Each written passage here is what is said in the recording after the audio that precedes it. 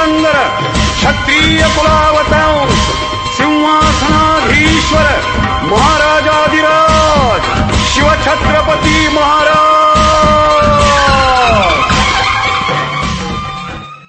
नमस्कार। कराडे ब्राह्मण संघ बडोदे यांच्या कला अभिव्यक्तीच्या दालनात मी जयश्री लुकतुके आपणा सर्वांचे सहर्ष स्वागत करते। दिनांक 19 फेब्रुवारी हा राजे शिवछत्रपती यांचा जन्मदिवस। त्यांच्या पावन स्मृतींना समर्पित या महिन्यातील कार्यक्रमाचे शीर्षक आहे शिवरायांचे 8वावे रूप। समर्थ रामदासांनी छत्रपती शिवरायाचे वर्णन अत्यंत यथार्थपणे केले आहे की शिवरायाचे 8वावे रूप, शिवरायांचा 8वावा प्रताप, शिवरायांचा 8वावा साक्षेप, भूमंडळी। छत्रपतींनी हिंदवी स्वराज्यांची स्थापना केली। त्यांचा पराक्रम, त्यांचे काम करण्याची पद्धती यामुळे ते जगाचे मार्गदर्शक बनले। अशा शिवरायांना मानवंदना करीत आजच्या कार्यक्रमाची सुरुवात करत आहोत। भीमाशंकराच्या जटात आणि नाणी घाटाच्या ओठात वसलेल्या शिवनेरी गडावर उषक काल झाला। 300 वर्षाच्या भीषण काळोखानंतर पूर्वा उजळली। तो दिवस होता 19 फेब्रुवारी 1630। शिवरायाचा जन्म झाला। जिजाऊला पुत्र झाला। महाराष्ट्राची भाग्यभवानी जिजाऊ साहेबांच्या मुखाने अंगाई गीत गाऊ लागली आणि ही अंगाई आपल्यापुढे सादर करीत आहे गोवा येथील मधुरा नवघरे। या अंगाईचे गीतकार कवी गोविंदाग्रज अर्थात राम गणेश गडकरी आहेत। संगीतकार पंडित हृदयनाथ मंगेशकर आणि मूळ स्वर म्हणजे अजरामर स्वर लता दीदी यांचा आहे। ऐकूयात।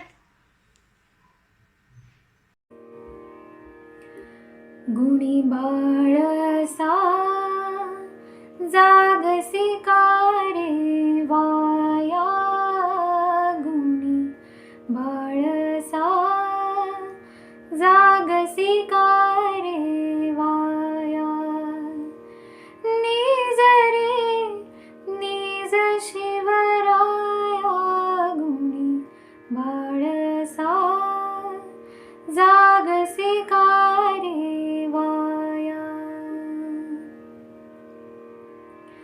अपरात्रीचा प्रहर लोटला बाई, तरी डोळा लागत नाही, चालतसे चाळा एकची असला, तिळव संत नाही जीवाला, निजवायाचा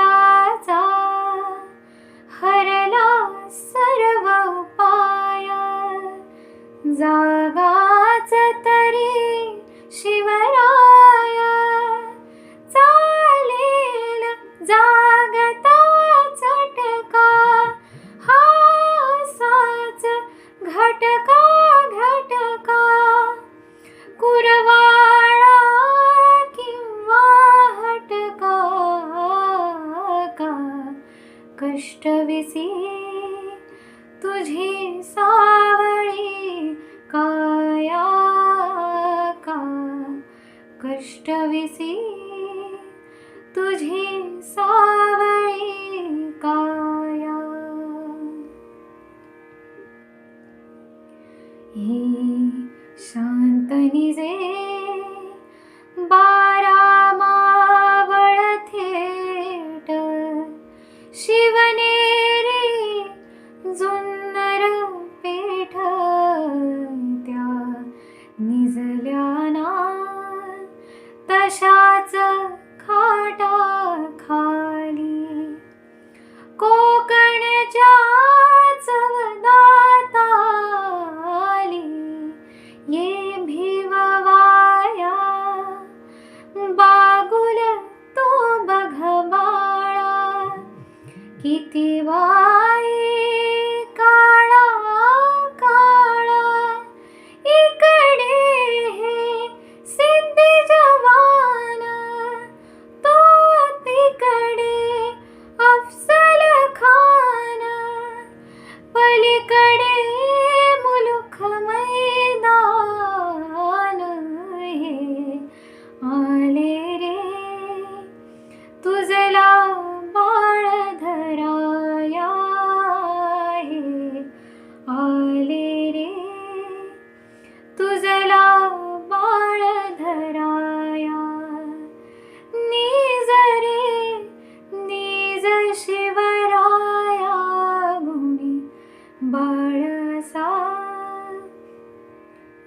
जागसी कारे वाया गुणी बाळसा जागसी कारे वाया.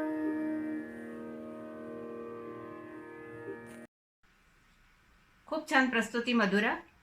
समर्थ रामदास स्वामी आणि शिवाजी महाराज एकाच काळातले, दोघांचेही ध्येय एकच की धर्तीवर श्रींचं राज्य प्रस्थापित व्हावं.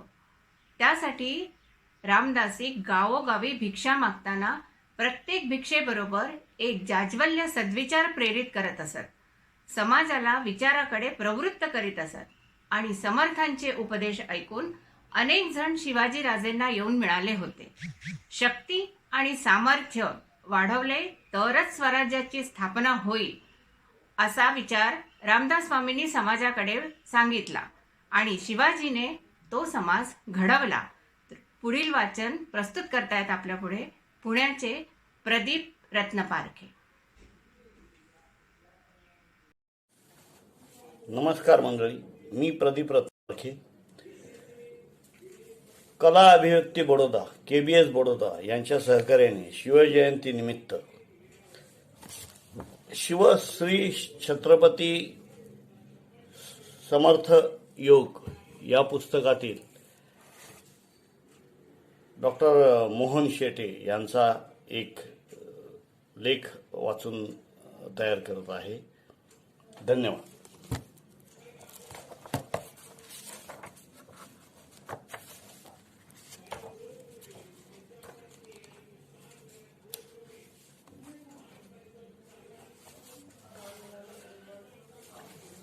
समर्थ शब्दे रचिला पाया, कळस त्यावरी शिवशौर्याचा. लेखक श्री मोहन शेटे. 17व्या शतकात महाराष्ट्राच्या क्षितिजावर उगवलेले दोन तेजस्वी सूर्यप्रकाशी जे तेजोगोल, मार्ग भिन्न पण ध्येय एक, कृती भिन्न पण विचार एक, देह भिन्न पण आत्मा एक. समर्थ म्हणजे योग्यांमधले योद्धे, तर छत्रपती म्हणजे योद्ध्यामधले योगी. त्यांनी हाती घेतलेले काम शिवधनुष्याहूनही अवघड होतं. एका बाजूला 6 इस्लामी पातशाह्या अत्याचाराचा नंगानाच घालत होत्या, दुसऱ्या बाजूला इथले भूमिपुत्र भेदाभेदांच्या भिंतीमध्ये शतखंडित झाले होते. विकृत उच्च नीच कल्पनांनी आणि वतनदारीच्या हव्यासाने पछाडलेले होते. स्वाभिमान शून्य वृत्तीमुळे सुलतानासमोर लाचार होण्यात धन्यता मानत होते. अशा वेळी आक्रमकांना धूळ चारण्यापेक्षा हिंदू समाजाचा स्फुल्लिंग चेतवणे हे अत्यंत अवघड आणि आव्हानात्मक होते. पण ते आव्हान या दोन महापुरुषांनी स्वीकारले. अथक परिश्रमाने यश खेचून आणले आणि याची देही याची डोळा हिंदवी स्वराज्याचे सार्वभौम सिंहासन रायगडावर प्रस्थापित केले. अशक्य वाटणारे हे स्वप्न सत्यसृष्टीत साकारले ते त्यांच्या संघटन कौशल्यामुळे. समर्थांनी शब्दात सांगितलेली आणि शिवरायांनी कृतीत उतरवलेली ही सूत्रे आजही चिंतनीय ठरू शकतात. शक्ती उपासना. स्वराज्य हवे तर आधी लढाईची तयारी हवी, मनाची हिंमत आणि मनगटात ताकद हवी. यासाठी उपाय म्हणजे शक्ती उपासना. शक्तीने मिळती राज्ये, युक्तीने यत्न होत असे. शक्तियुक्ती जे ठाई, तेथे श्रीमंती धावती. कोण पुसे अशक्ताला, रोगीसे बराडी दिसे. शक्ती तो सर्वही सुखे, शक्ती आनंद भोगवी. म्हणून समर्थ महाराष्ट्रातल्या दऱ्याखोऱ्यात आणि खेड्यापाड्यात लोकजागरण करत होते. व्यायाम करा, शक्ती मिळवा आणि घामाचे थेंब अर्पण करून हनुमंताला प्रसन्न करा, असा क्षात्रतेजाला आव्हान करणारा संदेश देत होते. इथे शिवाजी महाराजांच्या आयुष्यातला एक प्रसंग आठवतो. राजे घोड्यावरून दौडत चालले होते. वनात गुरांची राखण करणारा एक गुराखी पावा वाजवत होता. राजांनी ते दृश्य पाहिले आणि ते एकदम उद्गारले, अरे पावा कसला वाजवता, रणवाद्य वाजवा. असं होतं राजांचं उग्र व्यक्तिमत्व. इथे रामदास स्वामींचे इतर संतांपेक्षा वेगळेपण उठून दिसते. सामान्यांना चेतना देत ते म्हणतात, धीरधरा धीरधरा तकवा, हडबडू नका, केल्याने होता आहे रे, आधी केलेची पाहिजे. वन्नी तो चेतवावा रे, चेतवितांची चेततो, आलस्य अवघाच दौडावा, यत्न उदंडची करावा. हे शब्द म्हणजे महाराष्ट्र भूमीला मरगळलेली काठ टाकून नवचैतन्य देणारी धारदार तलवारच. लोकसंग्रह. जुने आणि जाणते पराक्रमी सरदार अनेक होते, पण ते सारे बादशाही चाकरीत रमलेले. ते आपल्याकडे येणार नाहीत हे राजांनी ओळखलं. मग स्वराज्याचं स्वप्न साकार करायचं असेल तर आपली माणसं आपणच गोळा केली पाहिजेत. मराठा तितका मिळवावा, महाराष्ट्र धर्म वाढवावा, बहुत लोक मिळवावे, एक विचारे भरावे, कष्टे करुणी घसरावे लेंछांवरी. राजांनी तर संघटनेची भक्कम तटबंदी उभी केली. ही पृथ्वी मोलाची दौलत त्यांनी कशी मिळवली? एक उदाहरण मोठे रंजक आहे. बाळाजी आवजी हे राजांचे चिटणीस. त्यांनी व त्यांच्या पिढ्यांनी स्वराज्याची निर्लसपणे सेवा केली. पण बाळाजी तरुणपणी राजापूरला बादशाही सरदारीकडे नोकरी करत असताना त्यांनी राजांना पत्र लिहिले, स्वराज्याच्या सेवेत घेण्याची विनंती केली. राजांना त्यांचे हस्ताक्षर अतिशय आवडले. राजांनी राजकारणाच्या धकाधकीतही हे नाव लक्षात ठेवले आणि पुढे राजापूरच्या स्वारीत बाळाजींना शोधून त्यांना स्वराज्याच्या साखरीत घेतले. असेच एकदा राजांनी कुर्टे बेटावर सिंधुदुर्ग बांधण्याचे ठरवले. भूमिपूजनाची तयारी झाली. पौरोहित्यासाठी जवळच्या मालवण गावातील पुजाऱ्यांना बोलावले, पण जंजिरेकर सिद्धी आणि आदिलशहाच्या भीतीने ते येईनात. तरी राजांनी हट्ट सोडला नाही. शेवटी ते पुजारी आले. राजांनी त्यांना अभय दिले. त्यांनी भूमिपूजन केले आणि ते सिंधुदुर्गाचे व स्वराज्याचे मनापासून सेवक बनले. खूप छान प्रस्तुती प्रदीपजी. तुम्ही आम्हाला खूप छान माहिती पुरवली. खरं तर शिवाजी महाराज या विषयावर साहित्यकारांनी, लेखकांनी लिहून ठेवलेल्या साहित्याचे वाचन जरी केले, ऐकले, तरी सुद्धा अनेक गोष्टी आपल्याला पुन्हा पुन्हा नव्याने कळतात. असेच पुढील एक वाचन आहे. टोपीकर अर्थात इंग्रजांबद्दल आहे. मिरजेचा तह झाल्यावर जप्त केलेला माल आणि पकडलेले टोपीकरांना महाराजांनी बाइज्जत सोडले. पण ते कपटी टोपीवाले मिरजेच्या तहाची शाई कागदावर वाळायच्या आत तोफा घेऊन सिद्धी जौहरला मिळाले आणि रणांगणावर स्वतःचे निशाण फडकवले. दगा देणाऱ्यास माफी नाही, कठोर शिक्षा हे महाराजांचे धोरण होते. आणि याबद्दल माहिती सांगतायत धुळ्याहून संगीता जोशी. नमस्कार, मी संगीता जोशी. श्री छत्रपती शिवाजी महाराजांच्या जयंतीनिमित्त बाबासाहेब पुरंदरे लिखित शिवचरित्र तातील इंग्रज कैदी आणि महाराज हा भाग मी वाचणार आहे. राजापुराच्या स्वारीत महाराजांनी पकडलेले इंग्रज टोपीकर अद्यापही कैदेतच खितपत पडले होते. त्यापैकी काही जण वासोटा किल्ल्यावर व काही जण प्रथम सोनगडावर व नंतर रायगडावर अदबखान्यात दिवस मोजीत होते. महाराजांच्या विरुद्ध नाही ते चवचवाळ चाळे करण्याबद्दलची फळे ते भोगीत होते. त्यांच्यापैकी रिचर्ड नेपियर व सॅम्युएल बर्नार्ड हे दोघे जण राजापुरात असताना कैदेतच मरण पावले. जोहारच्या छावणीतून पन्हाळ्यावर तोफा सोडल्या हे पाप इंग्रजांच्या हातून घडलेले असल्यामुळे त्यांना बोलायला तोंडच नव्हते. आता त्यांना चिंता पडली होती की आपण आणखीन किती दिवस असे कैदेत राहणार, कधी सुटणार की नाही. इंग्रजांना पत्र लेखनाची व आलेली पत्र मिळण्याची वाचण्याची पूर्ण सवलत होती. आमच्या सुटकेसाठी प्रयत्न करा म्हणून या कैद्यांनी कितीतरी पत्रे मुंबईच्या व सुटतेच्या इंग्रजांना लिहिली. आपणास कैद झाली हा आपल्यावर मोठा अन्याय झाला आहे असे त्यांना वाटत होते. म्हणजे चोर ते चोर आणि अशी ही जात आहे. इंग्रजांनी पन्हाळ्याच्या गुन्ह्याबद्दल दंड द्यावा व पूर्वी दोरोजीमार्फत महाराजास कबूल केल्याप्रमाणे जंजिऱ्याच्या सिद्धीशी लढावयास मदत करावी अशी महाराजांची मागणी होती. इंग्रजांच्या बाबतीत सर्व बोलणी चालणी करण्याचे काम रावजी सोमनाथ यांच्यावरच सोपवलेले होते. हे रावजी मोठे चतुर राजकारणी होते. इंग्रजही काही कमी नव्हते. ते काही फक्त तुरुंगात जांभया देत बसलेले नव्हते. पत्रव्यवहारातून मुंबई सुरतेशी व रावजी सोमनाथांशी त्यांची राजकारणी लेणी बोलणी चालूच होती. हेनरी रेविंग्टनने सुरतेस आपल्या इंग्रजी वखारवाल्या गव्हर्नरला एक लांबलचक पत्र लिहून शिवाजीकडे आमच्या सुटकेसाठी प्रयत्न करा म्हणून राजकारणे सुचवून आग्रहाची विनंती केली. माणसाचा स्वभाव समजण्यासाठी हा पत्रव्यवहार अगदी पुरेसा आहे. कैदेत असतानाच हेनरी रेव्हिंग्टन फार आजारी पडला. तेव्हा बरे वाटताच परत येईन अशा कबुलीवर त्याला महाराजांनी मुदतीची सुटका दिली. यात दुसरा हेतू होताच की इंग्रजांनी आपल्या वरिष्ठांशी जंजिऱ्याच्या राजकारणासंबंधी बोलावे. हेनरी सुटतेच गेला. 1 वर्षभर तो आजारीच होता. शेवटी तेथेच तो मरण पावला. कैदेतील इतर इंग्रजांना सोडून द्या अशी अनेक पत्रे सुटतेचा इंग्रज प्रेसिडेंट अँड्र्यूज याने महाराजांना पाठवली. परंतु महाराजांनी एकाही पत्राला उत्तरच पाठवले नाही. कारण या पत्रात दंडाबद्दल किंवा जंजिऱ्याबद्दल काहीच गोष्ट नसे. रिकामा राजकारणांचा विचार करायला महाराजांना वेळ नव्हता. इंग्रज कैदी मात्र आमची सुटका करवा, आम्हाला सोडवा म्हणून आर्जवाने अँड्र्यूजला लिहित होते. अँड्र्यूज हा फार कायदेशीर वागणारा व दुसऱ्याच्या राजकारणात हात न घालणारा होता असे मात्र नव्हे हो.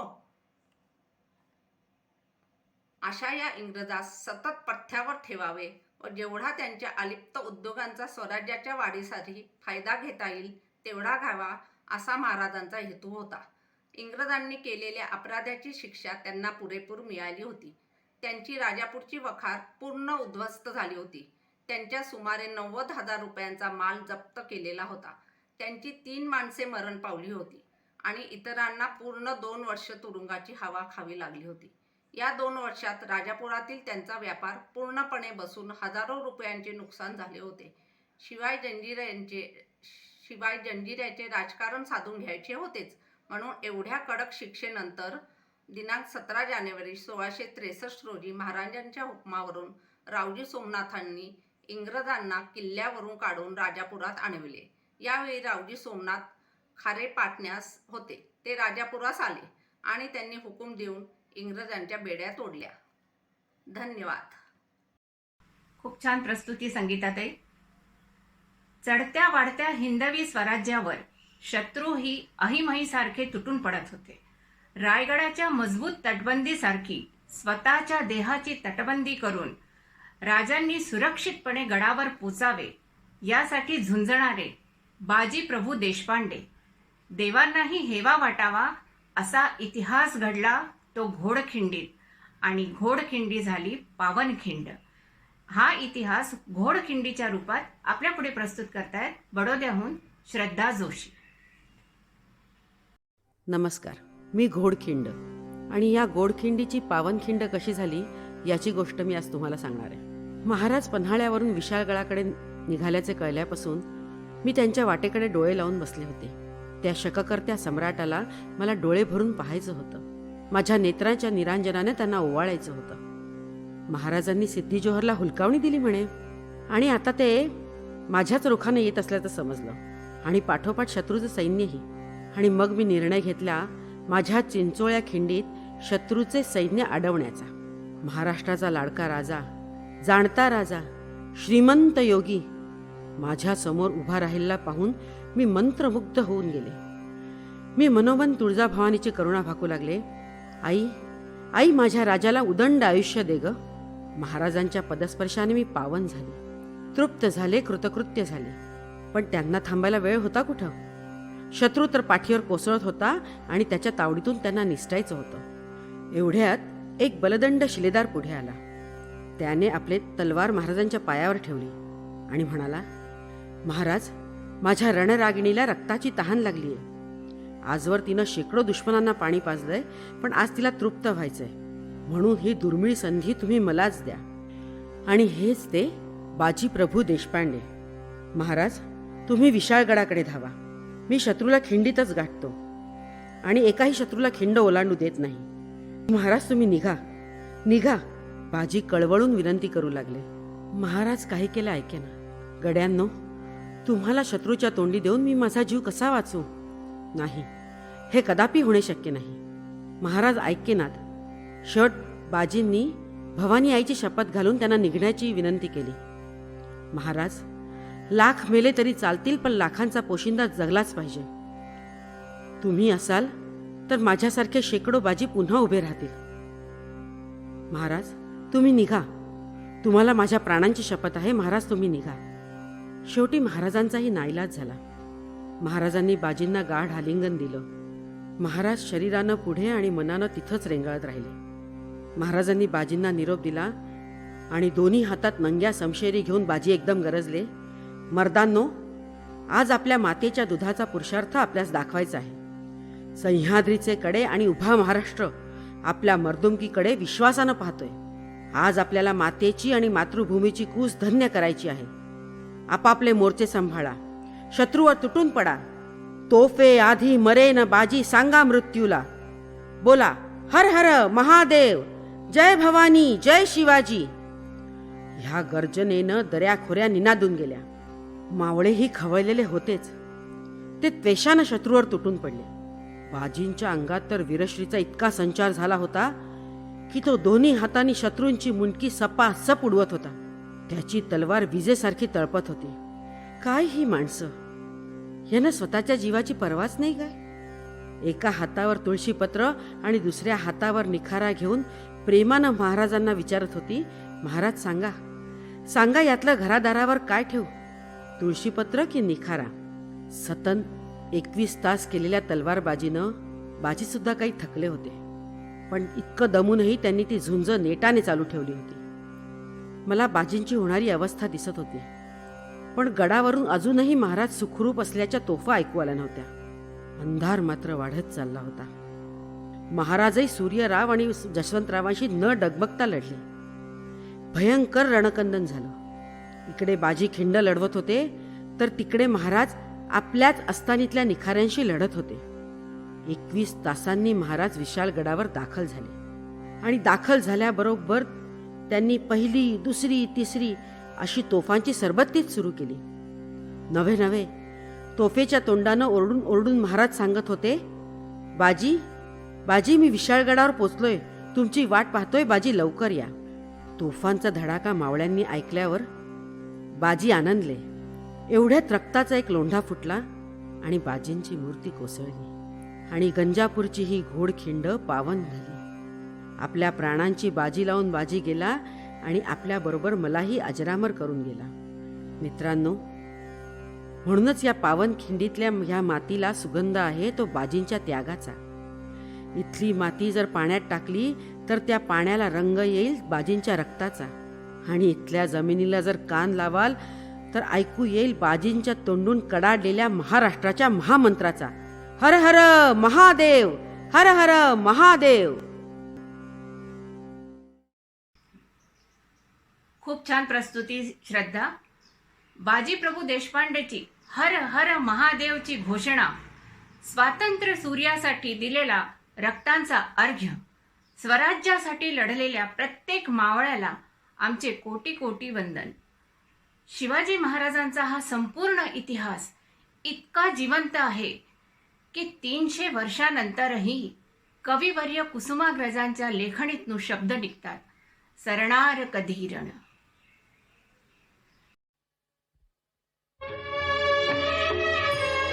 सरणार कधी रण प्रभू तरी हे कुठवर साहू, घाव श्री सरणार कधी रण प्रभू तरी हे कुठवर साहू, घाव श्री सरणार कधी रण.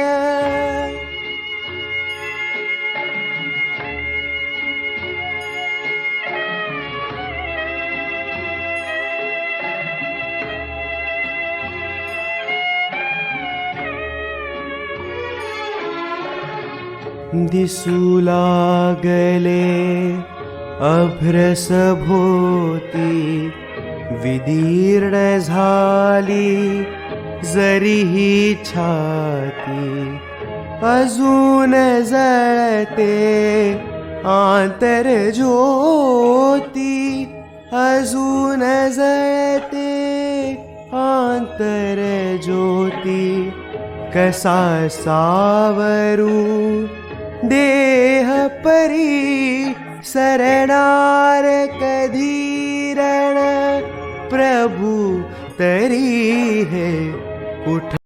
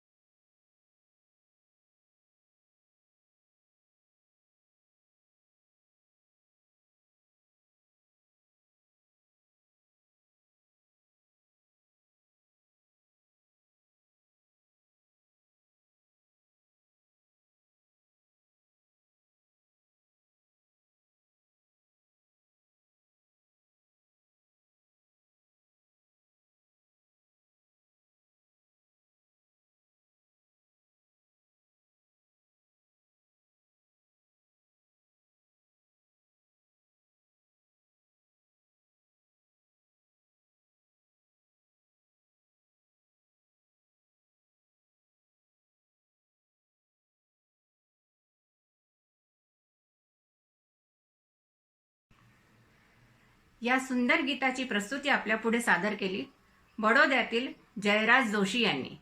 खूप छान सादर केलेस जयराज. शिवकल्याण राजा या अल्बममधील हे गीत ज्यांचे संगीतकार अर्थातच पंडित हृदयनाथ मंगेशकर आणि मूळ स्वर लता दिदींचा.